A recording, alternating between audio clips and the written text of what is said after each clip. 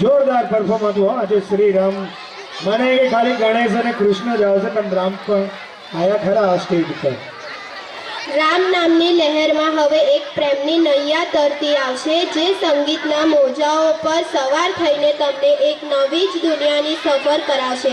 તૈયાર છો ને सफर માટે? कहते हैं कि प्यार का रास्ता थोड़ा टेढ़ा मेढ़ा और बहुत निराला होता है, लेकिन जब इस प्यार की नैया को चलाने वाला कोई हम सफ़र मिल जाए तो सफ़र और भी हसीन हो जाता है। आज इस मंच पर बिखरेंगे मस्ती के रंग और मासूमियत की वो खुशबू जो आपके चेहरों पर मुस्कान ले आएगी। तो थाम लीजिए अपने दिल की धड़कनें, क्योंकि अब डूबने वाला है मोहब्बत के इस प्यारे के समंदर में। पेश है एक ऐसी कहानी जहाँ सिर्फ और सिर्फ प्यार की नैया चलेगी।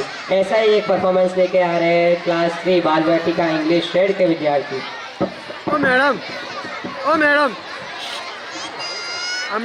अंदर ले लो, थोड़ा अंदर ले लो। हाँ पहले बेटे हाँ आने ले लो अंदर।